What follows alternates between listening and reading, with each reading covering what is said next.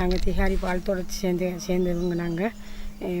நான் என் ஹஸ்பண்டை மிச்சங்காலமாக விட்டு போட்டிக்கிறேன். நானும் இப்போவுக்கு என்னோட ஒரு பிள்ளை தான் நிற்கிறது. ஸ்கூலுக்கு அனுப்பி வர வசதி இல்லை. நான் வீட்டில் தான் நிப்பாட்டி வச்சுக்கேன். வெள்ளத்தால் எல்லாத்துலேயுமே சேதமாயிட்டுது. நிறைய திருத்த வேலைகள் மீக்கிற எனக்கு இந்த சாமான்களும் பாய் படுக்க கட்டில்கள் எல்லாம் உடஞ்சி கடிஞ்சு எல்லாம் இந்த ஆண்டு தான் நீக்கிற எனக்கு இப்போ என்னோட ஒரு பிள்ளை தான் நிற்கிறேன். எல்லாமே சேதமாக பேசிட்டுது. எங்களுக்கு அரசாங்கத்துலேயோ ஊர்லேயோ